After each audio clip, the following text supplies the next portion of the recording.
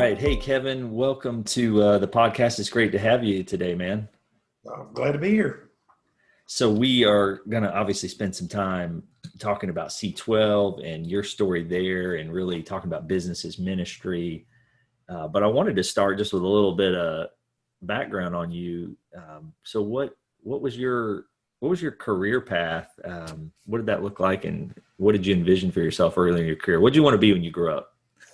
Well, my dad was in law enforcement, and when I was a kid, I probably would have said I want to be a police officer. And then as I got older, realized the risk and the pay, and I said that's not a career field I necessarily want to go into.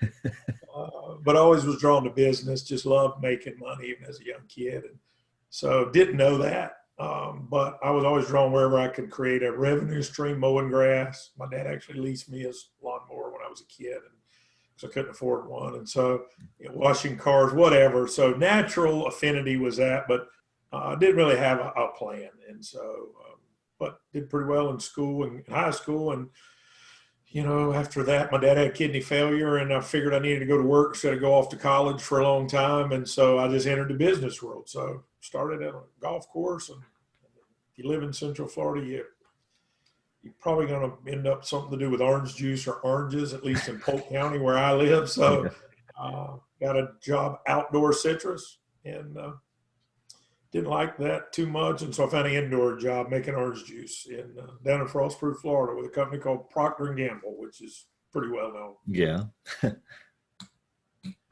And so how long did you stay there with Procter & Gamble? Well, some of the wisdom my dad gave me when he said, if you're going to get a job local, at least get one, with a pretty big company with benefits. And I'd heard of P&G, and back then there wasn't the internet or Indeed or Google. So you literally had to go to a job service. But the recruiting process, P&G it took like 2 months to get hired there.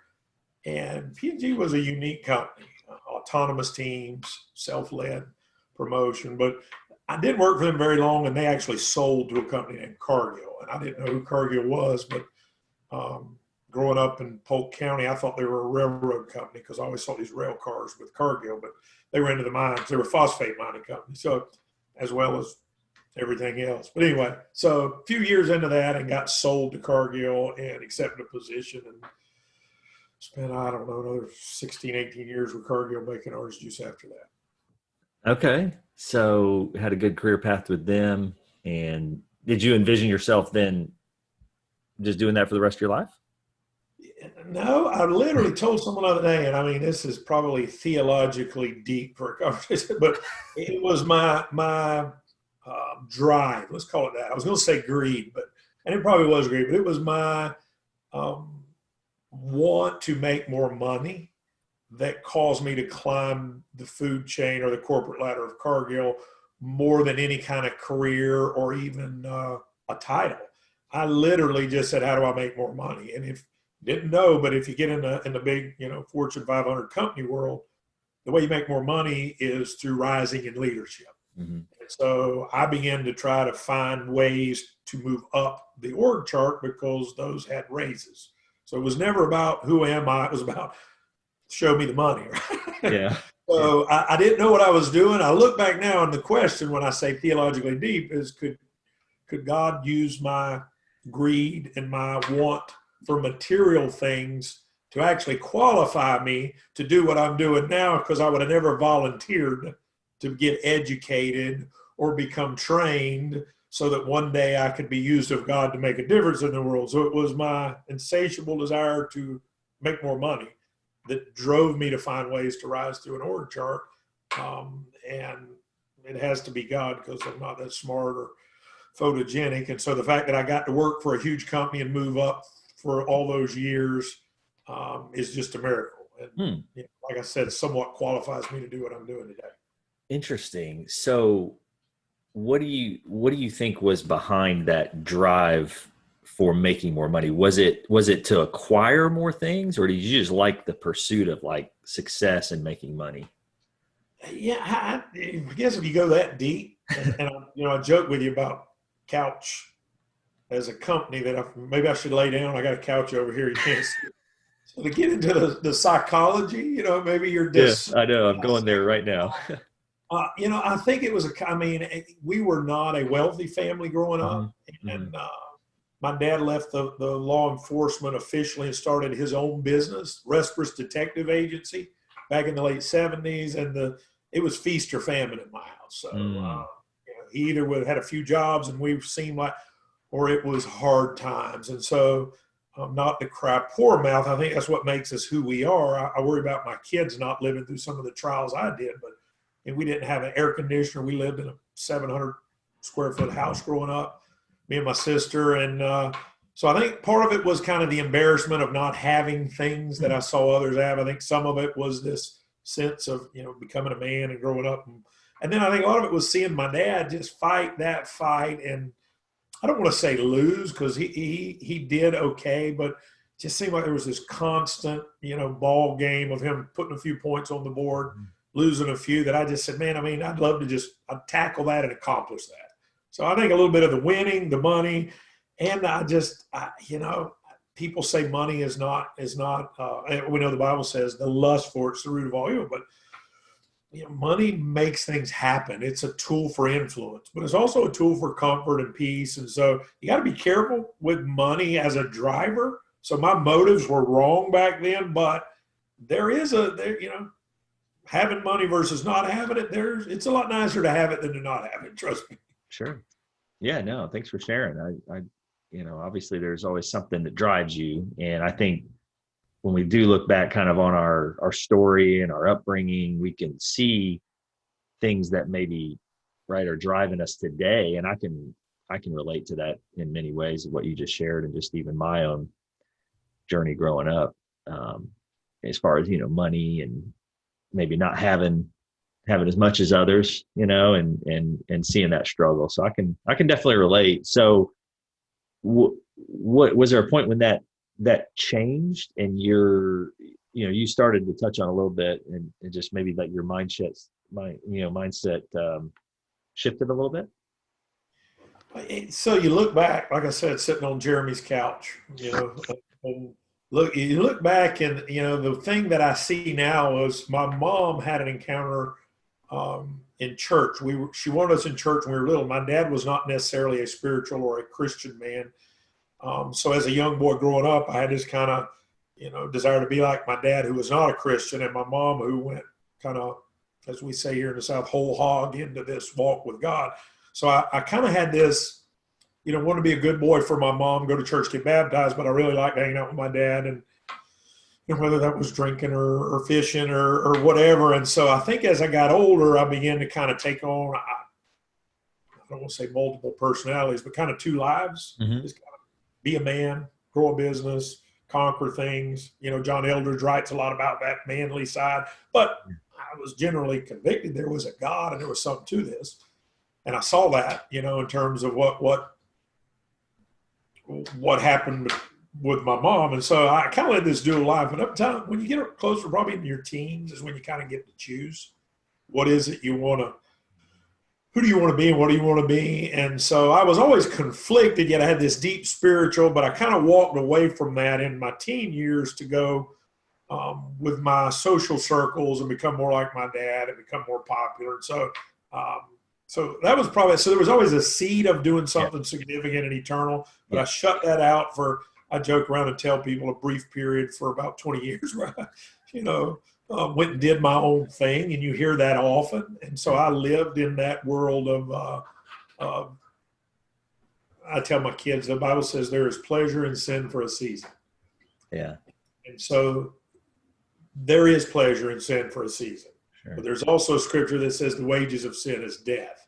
And that can be a physical death, that can be an emotional death, that can be a financial death. So some point you come to yourself. So I think a journey through my faith from a kid in business, I look at them like two tracks of a rail car. Mm-hmm. Sometimes one grew more than other, but I was always laying this kind of business, money, influence, community.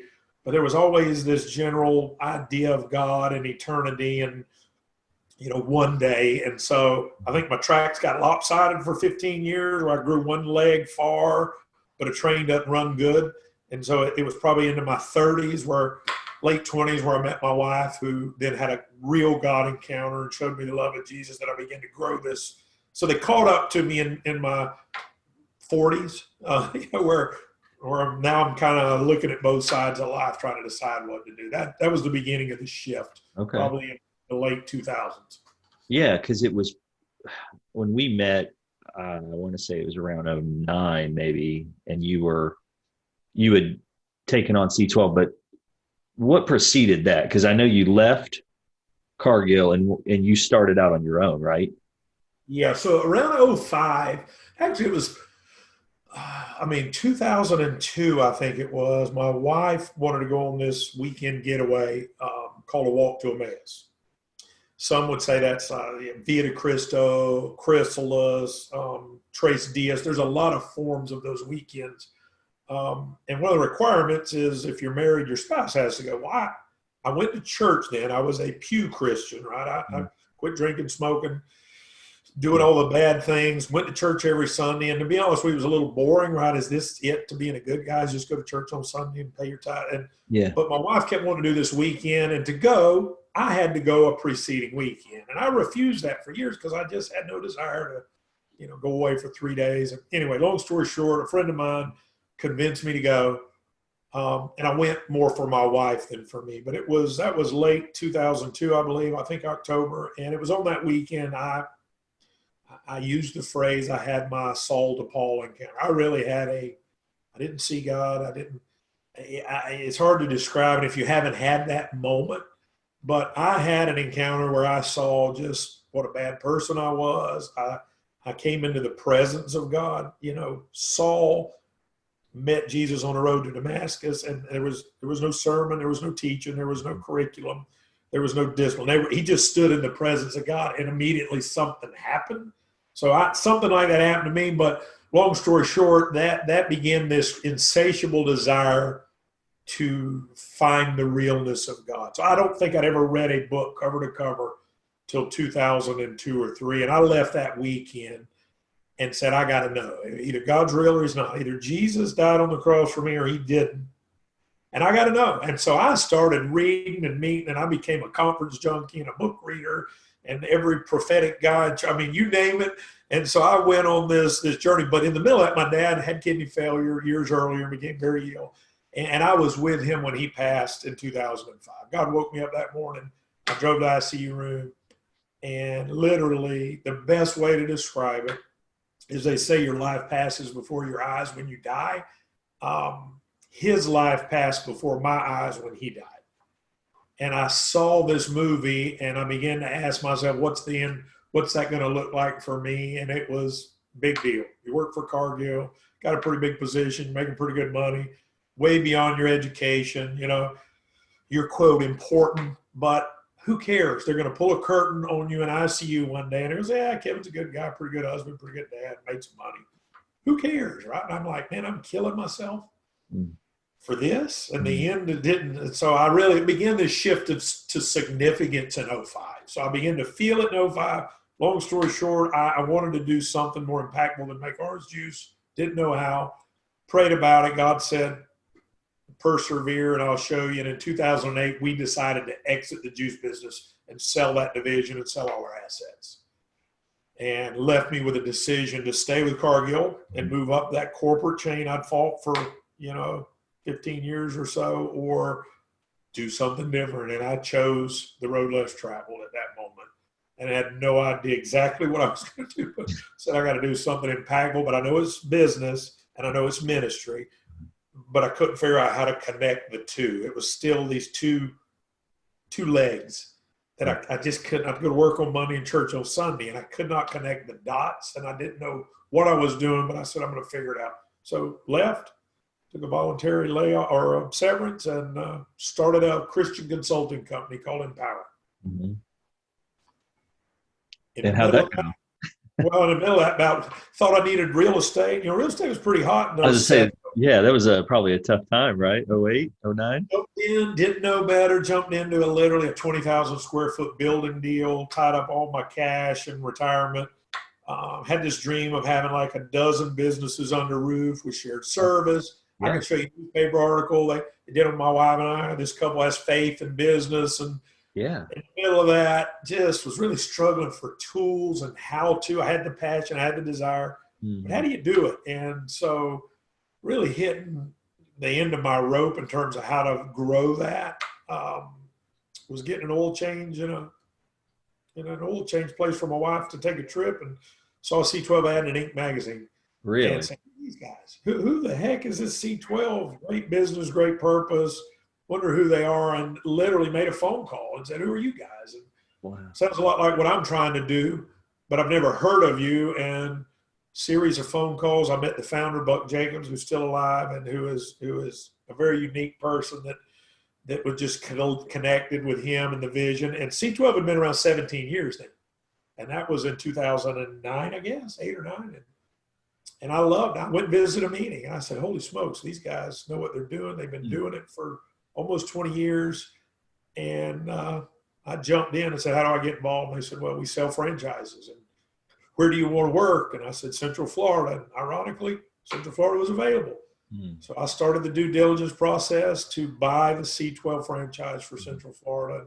And started down that road in late 2009, early 2010.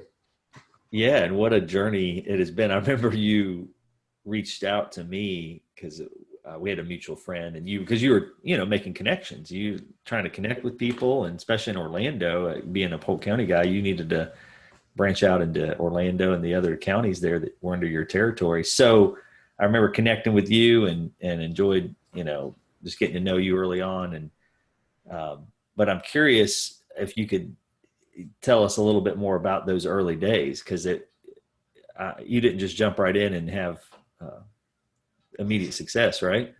I think I was voted least likely to succeed in high school, college, and C12. So I have this track record of things not going well. But I will say that I think we all have certain gifts. And, the Bible talks about, you've heard the fivefold apostle, but there's also characteristics. But one of the things, I don't know, my dad lost his arm when he was 9 or 10 years old. I mean, he was a fighter. When he passed in '05, I think he was the longest living kidney transplant patient in the state of Florida. Wow. And there's just something that, so perseverance is I don't know if that's a blessing or a curse. Dying quick and painless may be a better option but perseverance was something God. I had a plaque for years at Cargill on my wall. That's what it said. There's no quality in life so great as the characteristic of perseverance. Yeah. Yes. Cool, trendy, leaving a big company, starting a new business, family's behind you, everybody's going to go on the crazy train. It's going to change the world. The lights get dim when it's not working, money's not coming in, 401k is going empty, and all your visions of grandeur are boiling down to what now? The one thing that I had, and I would say to people today who call me about even C12 is, are you called to do what you're doing? Is this what you were created for? But I knew that I had done a lot of praying and seeking God, and my wife had too. And I was doing what I was supposed to do, even when it wasn't working. Meaning, my background was manufacturing, 24/7 production. Kind of this high industrial, dirty, grungy, squeezing oranges, shipping juice. Worldwide kind of juice pulp. But the C12 role, or even the Empower role, which they're both kind of the same, was sales and marketing. That was not my background. Yeah. And I always hated sales guys in my corporate career because I'm like, they ride around in BMWs, they buy everybody lunch, and they make more money than I do, and they don't have to get dirty and hire and fire. So it looked easy. It's going to be Right. easy, right? Yeah. You called Jeremy, and I think you were at Bellhaven then, actually. Or Yeah, that's right. Man, just send me over a dozen C12 members. Yeah, it's easy. And a year into that, nothing was working. I really hit, and you've heard me say it to you before, hit my fetal position moment. Yeah. And I don't, let me say it a different way. I got to be careful how I say things because they imply a necessity. I think in all of us, there's got to come some point of desperation.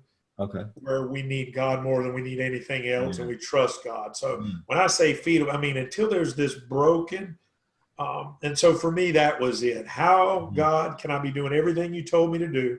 I believe where you created me from a young boy, hit this convergence, Midlife crisis is what my family would say I was having, but all my aspirations, all my career, all my experience have converged into this moment. And I know I'm where I'm supposed to be, yet it is not producing the fruit that I had envisioned in my mind. And it was at that time that God said to me, not audibly, but through two things. One, he said, you better learn to encourage yourself. And he took me to a scripture where David was in a low moment and I had relied on conferences, books, pastors, TV evangelists, and preachers to encourage me. And God said, you better be able to be encouraged yourself. You may do this alone, but that's okay. And two, as he said, there's no plan B and C in the kingdom. It's me and you. And as long as it's me and you, you're going to be fine. And a peace came on me, and it was just, are you doing what you're supposed to be doing? Yes. And that's when he spoke to me. Then obedience is better than sacrifice. You just do what I tell you to do. Let me worry about the results. Results are not for you to worry. Your job is to be obedient. So I took the task of being obedient. It's hard, but results begin to happen then. I believe, I know for a fact where the grace, mercy, and the finger of God. It has nothing to do with my sales ability, knowledge. Now, I think I planted a lot of seeds that now are producing fruit. Yeah. But it was truly me crying uncle with God and saying, I'm going to follow you, listen to you, do what you tell me. And even if in the world's eyes I'm a failure, if I die and stand before you, I want to be able to look you in the eye and say, I just did what you told me to do. And being a corporate guy with a background in ROTC in high school, loved the military, born on the same day as MacArthur, thought I was going to be an Army hero or a police officer. Those organizations, much like the kingdom, have been around for thousands of years. They work very well. In the Bible, Jesus at one point said to the centurion, let's go. I'll heal your daughter. And he said, I'm a man who understands authority. I have authority over me, and I have authority under me. You say it, it's done. And Jesus said, no faith greater is there in all of Israel. I mean, yeah, I had to realize where my position was in that I had an authority over me that God, and if he speaks, I just go to work. And I think that was my fetal position, along with losing my title and my career and losing my fame and fortune, if there ever was such a thing, to be this humble, help me. And so I was reaching out to guys like you and others to say, I need help. I don't know what I'm doing. Please help me. I think there's so much there. You said so much there that is full of wisdom, and especially the idea of obedience and results, because we always want to control the outcomes. And then so when we're not getting the results that we want, we just try to control more instead of just being obedient to what God has called us to do and trusting that he'll bring the results. Right. Man, that's hard though. I mean, I guess I'm just curious, through that season, was there a point where you were like, man, I don't know, maybe I just throw in the towel and do something else? Or were you were fully clear that this is what you were called to do? My heart was always, I remember right before probably the extreme low place, we went to a service over in Lakeland, and won't name names. There was kind of a prophetic guy who was up talking and pulling people out, and I would say speaking life over them. And in the middle of it, he shuts off his microphone. He said, "Can you come up here?" And he's like, "Kill the mics." And I'm like, I'm supposed to get some rebuke of the Lord. He took me to court. He said, "I have no idea what this means, but God told me to tell you this: set your face like flint." And he said it like 5 times, and it kind of scared me, to be honest with you. Well, so did I mean, I won't lie and say I never thought of giving up. The question is, if you've done all you can do and there's nothing left, what do you give up to? In the past, I had always had, so giving up here meant switching to plan B. I got money in savings. I got to the business. I got a part-time job. I mean, I had walked away from every job option I had been offered voluntarily. I had burned my bridges in the juice. And so it was a fearful place to say, if I quit, I have nothing. I mean, I guess dying. I don't think I was suicidal, but I was probably as low. And so that culminated when I had, crazy short story. and tried to start I'm a sales expert now. I was an idiot, but CRM systems and buying Info USA list Yeah. and the Christian Chamber. I mean, Yeah. I had poured all that into an older computer system, and it began to fail. And so back though, 10, 12 years ago, you had all these softwares you had to download on your computer. Mm-hmm. Current edition of Microsoft, current. So you had all these CDs, right? Yeah. But I had a computer guy said, look, bring your computer, all your hard drives and everything associated with this to me, and I'll sort it all out. So my whole life, every picture of my kids, everything I had in one package. And remember, the Bible says we have an enemy who wants to steal, kill, and destroy. Yeah. I think he would rather kill our dreams and our visions for world change or business as ministry than he would physically. I mean, if he kills me and I'm a Christian, I get to go to heaven. He kind of loses that fight. So, but at this point, I think he turned up the heat. So my wife wanted a new desk for her office, picked her up at her hair salon and said, let's go to Staples. It was 4:00 in the afternoon. She had closed out the salon. So we had our days or our weeks close out, all of our money for the week, everything I owned, darted into a Staples up at Posner Park in I-4, and came out and someone had broken into my truck and stole everything I had. No. I'm talking everything. I had absolutely zero. Stole the key fob to our home remote, our business keys. Fear came over my wife. I remember that ride home. Being a fighter, I got ticked, scraped up my last couple grand, ordered a Dell computer, stayed up all night for like 3 or 4 nights and said, I'm going to retool. And my niece asked me to officiate her wedding up in St. Augustine. I scraped up the money to get a room at a Holiday Inn with my whole family crammed in. There was like 5 or 6 of us in one hotel. And brought my computer. First wedding I'd ever officiated. Was not good. I was sweating like crazy. Don't have hairs poured. It was not a great day, but it started flooding that night. And on the way back to the hotel room, I was running and my computer fell out of my bag, hit 2 bounces, and went into about a 4-inch deep mud puddle and submerged. No. And so it was that night on the balcony of a hotel in the Holiday Inn that I had my little meltdown. Wow. And it was when my wife said, I can't take this anymore. I don't know where this is going. But I mean, I lost it. And it was that moment when I sat on that balcony. And like I said, I don't know that I'm I love myself too much to ever think of killing myself. But I did say, I mean, other than over the edge of this balcony, but I remember thinking, the luck I'm having, it wouldn't kill me. I'd live the rest of my life with somebody spoon feed me baby food. So I just, at that moment, stopped talking, came back home and spent 3 days alone with God. That's when I got in the fetal position. That's when I got my peace. That if everyone leaves me and forsakes me, if I go bankrupt, if I know I'm doing what God told me, then I have to know my standing before him is more important than my pleasing myself or man. That's when the shift came. I began to encourage myself. And it was at that point I started to mysteriously get leads from none of my tactics that began to produce members in C12. And so I believe God used this whole journey to break me and cause me to be obedient to him and grow a relationship with him that has now led me to doing much better and blessed and favored and getting to hang out with some of the best Christian business people in Central Florida. That is truly, that I don't take lightly. That's amazing. We're going to talk about the new season here in a minute, but I appreciate you sharing that. I knew some of the story. I didn't know all of those pieces of it. And, it's just, I guess I'm relating it to our current reality of the world we're in right now, where so many people are just facing adversity.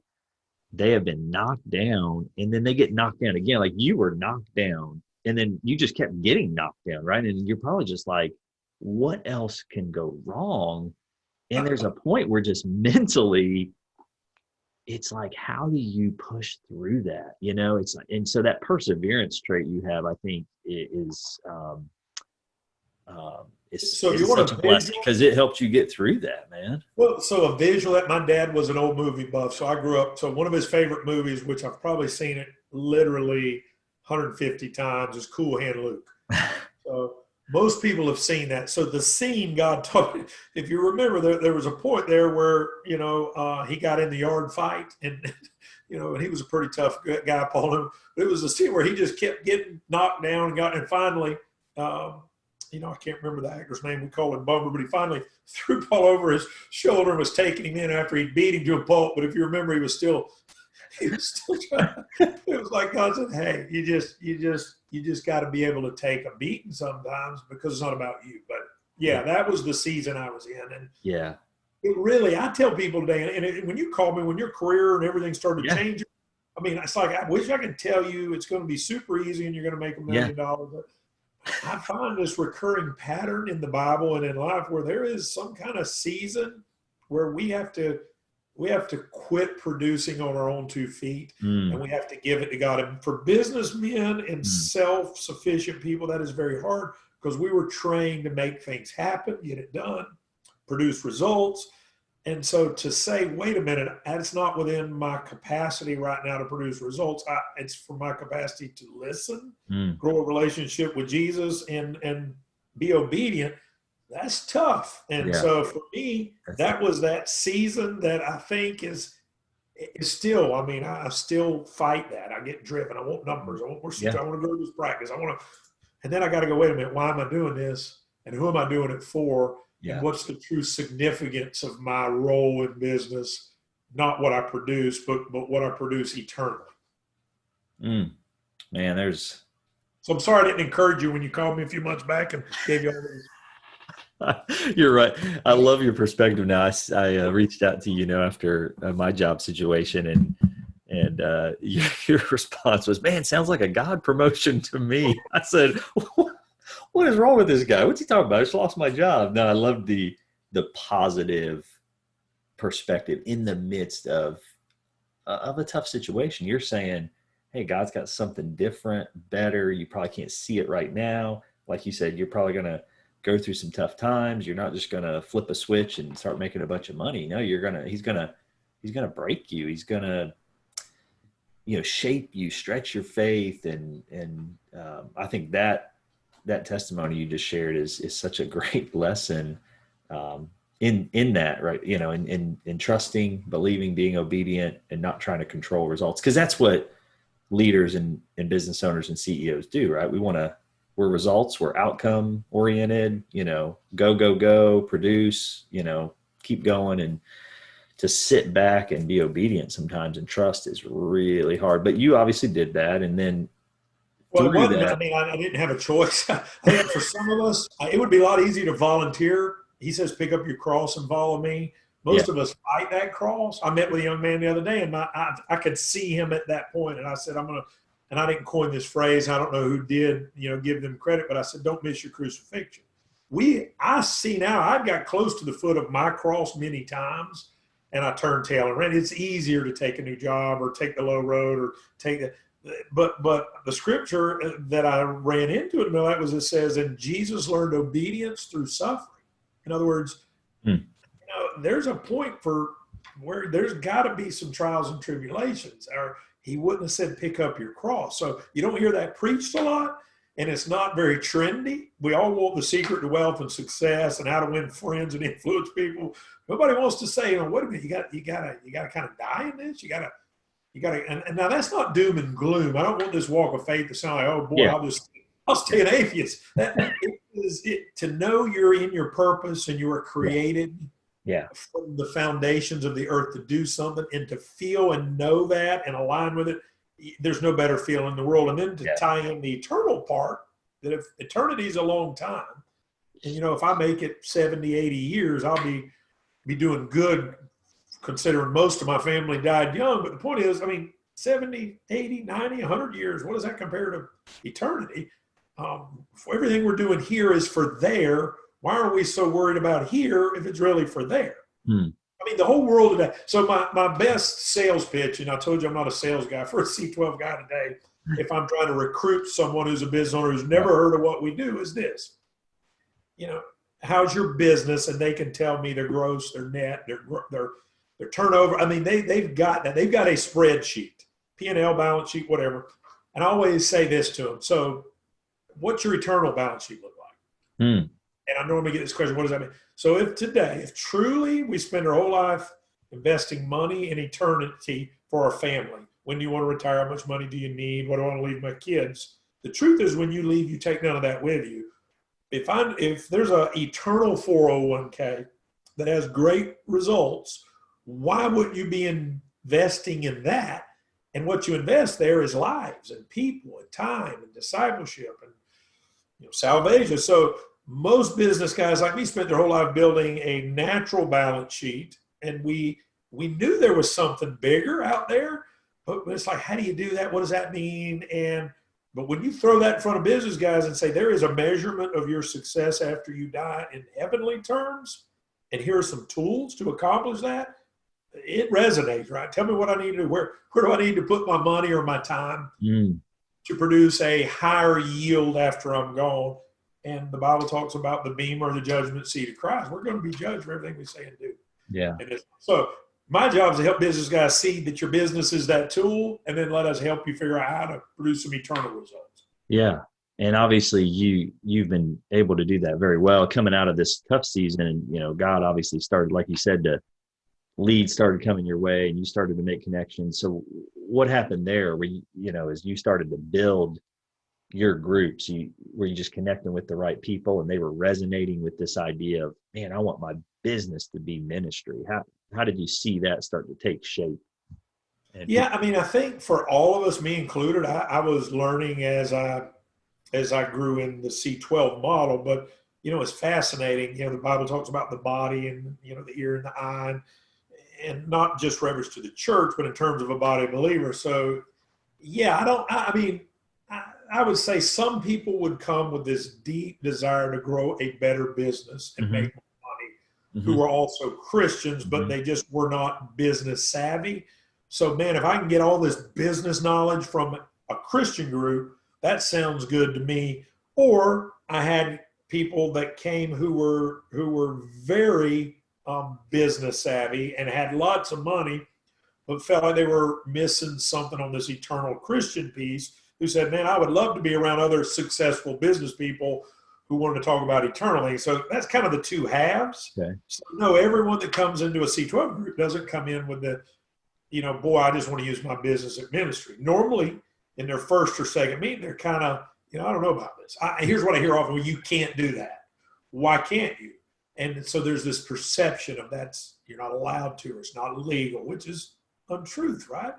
A Christian business owner, at least in the state of Florida, has huge liberties in using their business as ministry. I mean, as long as I don't fire, hire, promote, change pay or schedule as a result of our belief system, I can evangelize you, pray for you, invite you to Bible study, have a chaplain on staff, hand out Bibles, have prayer meetings. I mean, we were never taught that in business, and we weren't taught that in church. So this is kind of eye-opening to a lot of business people who are Christians. So they start scared to death, and once they get bit by the bug, they go, like me, holy smokes, this works. I can influence thousands of lives for the kingdom through my business Monday through Friday, and it's perfectly legal, and it works. And so they get excited when they start stepping out in faith and God meets them and things happen. I tell a lot of the guys in my groups, your business is physically impacts, touches, sees more people in the course of a year than the average church in America. Why wouldn't God want you to use it? Not to compete with the local church, not as an alternative. We're not the church. We're business people. Right. But why wouldn't he want you to use that platform for the kingdom? It doesn't make sense that he'd say work 80 hours a week and then go to church on Sunday and that's it. It's not either or, it's both and. Right. So, absolutely. Long way to get to a short answer. It's different for every person. Yeah. No, that helps. And I'm just curious if you could share, and it doesn't have to be specific, but what kinds of transformation have you seen through these groups? Obviously, you've got multiple groups going. You've worked with numerous CEOs and leaders, business owners. What do you see happening there? What's taking place in these guys' lives, and that is just changing maybe them, their business, their perspective? What are some examples? So kind of along those two legs, I'd say there's probably the Christian that applies their Christian principles in their business and sees great financial fruit. So it is very common. I mean, I say this not to not to be on this, what's the phrase they use The now, this prosperity. prosperity Yeah. gospel, but I'm telling you, there is no better marketing tactic for your business than to commit to use it to grow the kingdom of God. Why would God want to punish? Now, there's pruning seasons. He teaches you disciplines like he did me, but why would God not want your business to flourish and grow if it can impact more people for eternity? So you want your business to go. So I see guys go from 1 million to 7 million to, I mean, you can do testimonies that would say, I literally meet with a group of Christian owners, apply biblical principles, do life together, and I'm accountable to this group of guys, and my company just exploded. On the other side, there's people that say, I've been in a church my whole life. Had a guy who was a board member of a church, been in church his whole life, who got to lead someone to Jesus in his office because he followed some practices we talked about in C12 and said, there's something wrong that I didn't know this before, that I literally can get employees and customers and clients and vendors saved. I can witness to, I can literally get on my knees in my office and lead someone to Jesus. Never would have thought, never happened to me in other settings, but it happened on the clock. So spiritual fruit, and this what we call economic value. This financial fruit, no margin, no ministry, right? It takes money to move things. So those are the two kind of channels, but you would have to ask the members, but I would say most of them financially have grown, spiritually grown. And the other unique part of what we do that a lot of business groups don't do is we tackle life issues. And there's another CEO roundtable group out there that's been around for years. They're a great group. They're just not Christian. They don't deal with life issues. I had a member that was in both groups for a season, and he finally was just in C12, which I said is perfectly fine to be in 2C around there. But I said, what was the switch? He said, here's what I realized. When I look at all these successful people in the last 20 years of my life that failed later in life, it was not business savviness. It was not poor investments. It could be on some exceptions, but in general, it was life. It was addiction. It was infidelity. It was secret sin. It was divorce. Even you amass this wealth and you go through some terrible, bitter divorce. And his point was, I got a higher risk of losing everything, being an idiot in life, than being a good business guy. So I don't want to just learn how to make money. I want my life. So we have a very low divorce rate. We have a very low arrest rate. We have not that it can't happen. We're not perfect. But man, you get locked in a room with a group of guys, one day a month and do life together with smart people, smarter than you. You can't pull the smoke over their eyes a lot of times, and they're going to ask the right questions. And so the third leg, I would say, is the life. We deal with your marriage, your kids, your emotional issues, and that's not often in a CEO setting. And then we deal with faith, salvation, discipleship, spiritual value added things, and then we go after growing your company. Let's make some money. We want to see fruit. We want to see financial health in what we do. So that's kind of the three legs we measure. And can you just describe for maybe someone who doesn't know much about C12 or even a roundtable, and what does that look like? What are members committing to on a monthly basis? So yeah, you're right. I didn't know what a CEO roundtable was when I left Cargill. I got approached by a secular version of that. That sounds cool. Yeah. When Buck started this, people always ask me what's C12. I know what C4 is, and I'm like, well, C12 is Christian. Jesus thought it was a pretty good idea to hang out with 12 people and change the world. So literally, the C12 model is a non-competitive group of 12 CEOs, owners, or presidents of typically $1 million to $1 billion company with 5 to 10 employees up that commit to spend a full day a month together, locked in a room, high confidential, and put it all on the table. And we do business growth things. We do business as ministry segments, 12 members, 12 months, once a year. We turn our attention to you and do this kind of deep dive audit into your finance, your employees, your business strategy, and pour into you. And then a lot of praying, a lot of accountability, a lot of friendships, but kind of these life groups of 12 where, because you don't have a competitor in there, you would have a doctor and a manufacturer and a pharmaceutical guy and an equipment distributor. So you got 2, 3, 400 years of experience around a table with some just godly leaders who want to grow their business for the right reasons.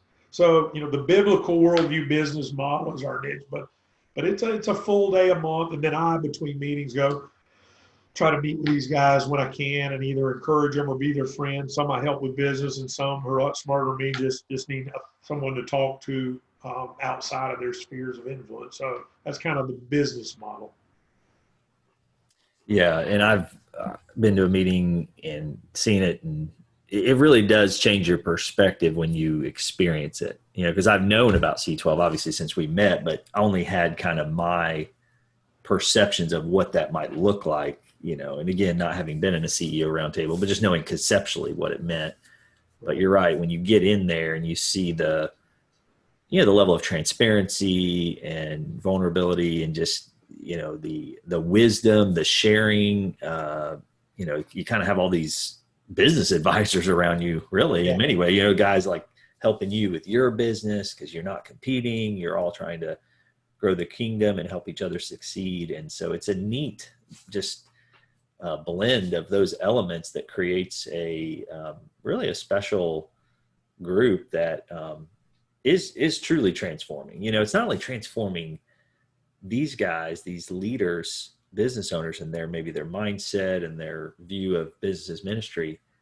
In many ways, it's transforming their employees too, right? I mean, they're creating better work environments. They're treating them better as a result of what's happening through their development through C12. Yeah. Best Christian Workplace Institute. You saw some of those stats we used last month in our segments in C12. That most people don't just leave a job for money. That was way down, like 4, 5, 6, 8 on the list. Significance, doing something where I feel good, happy to go to work, feel like I'm, so that family. Yeah. But I mean, the concept, the biblical foundation for what we do is probably, one that says out of the witness of 2 or 3, all things will be made known. So I ask people, who are your 2 or 3? I mean, I can go find 2 or 3 people to tell me what I want to hear, especially in the corporate world. The game of business, right, is you just surround yourself with people who are going to support everything you do, or the people you think are honest and transparent, have an ulterior motive. Very hard to find because we're non-competitive and we don't necessarily promote. We're not a network group. I mean, what you tell me, I have to assume is true because you have no bias, no vested interest. But the Bible also says in a multitude of counsel, there's wisdom, right? So where do you get the counsel? We had a few years back, and I guess it's probably still some C12 material that said, where do you go to get your questions answered? But the bigger question is, where do you go to get your answers questioned? So I would say, when did you find out you had a bad idea? For me, it was after I implemented it and it was a disaster. What if you could cut that bad idea off before you implemented by having wise counsel that says, stop, don't, trust me. And you got that from 3 or 4 people that said, this is not the road you should go on. Yeah. And you trusted the 2 or 3 or the multitude of counsel above your own wisdom. It's also a prevention measure that keeps us safe. But there's also, accountability is an overused word a lot of times in the Bible. What is accountability? We think IRS does an audit and I'm accountable to the tax. Accountability is someone that cares enough about you to ask you questions that you don't have to be truthful, but in the end we'll know whether you're truthful. But accountability is having a group of people you can trust to help you figure out answers, but who are also going to ask you things that no one else might ask you and raise the bar. 2 is it's nice to have a group of people who are super smart, who I told someone on the phone yesterday riding back who was inquiring about C12. I said, it really is a peaceful place to know medical doctors, holistic people, chiropractors, attorneys, manufacturers, sales geniuses, online marketing, that you got all these people that you can just say, hey, I can pick up the phone and call these people and say, what should I do?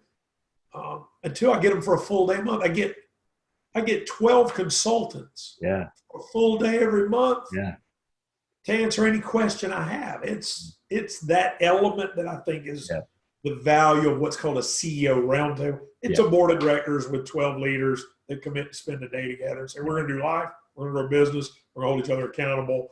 and we're going to document the results Yeah. to see if what we're doing is working. That's great summary. And it really is an amazing group, and so much good is coming out of all the seeds you have planted, 10, 11 years ago when you were planting those seeds and going through that season. Now you're seeing the fruit. You've got multiple groups. You're helping the leaders, even the what you call the key players under them. I think you've got over 50 or so people in your groups. Key players, yeah. So we do an alternate group for the direct reports of the CEOs, but yeah. I've got a total, including players, of 5 groups here in Central Florida.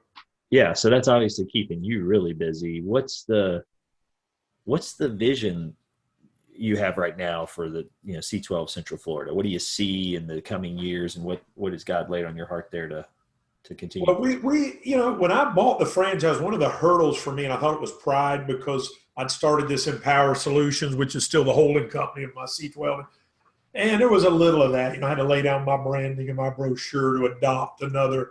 Right. But one of the things that I didn't realize was my own accountability. I remember talking to Steve Hasse on the phone one day, who at that time was a corporate recruiter for C12. And he said, "What is your struggle to jump into C12?" I said, I don't know. He said, "Let's fast on it." And he said, "Let's take this weekend and fast." I'm like, "You're going to go without food to help me hear from God?" He said, "You and I are going to fast for a weekend. And on Monday, we're going to believe that we hear from God." And so he and I didn't eat for 2 days and got on the phone. And he said, "What did God tell you?" And I said, "Absolutely nothing." Crickets. He said, "Well, that, sucks. We've been hungry for it." But he said, "Then let me ask you some questions." And he said, "Tell me about your consulting model." And I said, element of CEO roundtable, share. I went on this, and I used this word accountability. And he said, "Let's back up there." He said, "Can I ask you a question?"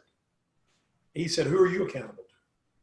I said, "I'm accountable to God." He said, "Who else?" I said, "My wife." He said, "Is she a career CEO, plant manager, business person like you?" I said, "No." He said, "So you're making yourself accountable to someone. You can fool them very quickly. Who else you can hire?" And he said, "So what you're preaching, you're not willing to walk." He said, "Is it possible that your struggles, if you come into C12, we're going to see every one of your numbers. We're going to meet every one of your meetings. We're going to see your finance. We're going to see your sales calls. We're going to get in your business every week. And are you?" And it was. And I said, "You're right." And he said, "There's your." And so I said, "I need accountability." With that, we get together as C12 chairman, which is what we're called, franchise holders, owners. Yeah.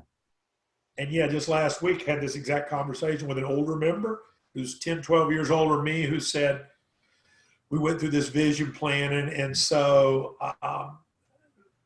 you can do what I'm doing and live a pretty good life and have a great time and change the world. But this guy's name was Murray. Murray said, "Kevin, you've got to practice, not a business." So you got to ask God, do you want to have a really good practice till the day you die?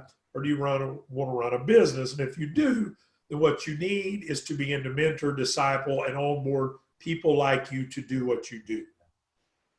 We would call them associate chairs, basically a sub-franchiser. So you need to find people like you called into this marketplace, business as a ministry, and you need to recruit them. And so our models, it's not exactly like a Chick-fil-A, but basically I have a territory. So the practice would be, why aren't there 10 people? Right. There's a lot of people smarter and more educated and than me. Why aren't there 10 people running a bunch of groups? Yeah. There could be as many as we want. So what is my dream for the future? I always want to add members to my groups and start new groups. I love it. I see the fruit of it. It's the best job in the world. I get 50-yard line seats at bowl games every week, and I get to watch God do a miracle through each other, not through me. I facilitate. I'm not the teacher. I'm not the smart guy. It's that group. It's that body.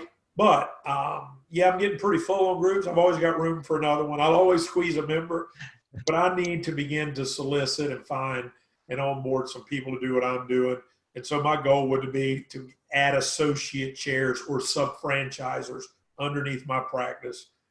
Maybe put on marketing and administrative and build a corporation that will outlive me after I'm gone, because it's not about me. Yeah. Well, there's obviously great opportunity, as we know, in this region of Central Florida, and the amount of Christian leaders and business owners out there who probably haven't even been exposed yet to C12. So the harvest is there, right? And so we're just trusting that God will continue to use you, man. I appreciate you coming on, sharing your story, sharing the journey and the vision, and just how to use business as ministry. It really is a transformational concept, and I know it's exciting for you to just be part of it. It is. I mean, it's a blessing. It really is. Looking back at life and looking ahead. I mean, if you love business and you love Jesus and you don't, I mean, he calls some out to be pastors and teachers and evangelists, but all of us have some of that in us. In terms of, we have to be able to operate as an evangelist at times and a prophet at times and a pastor.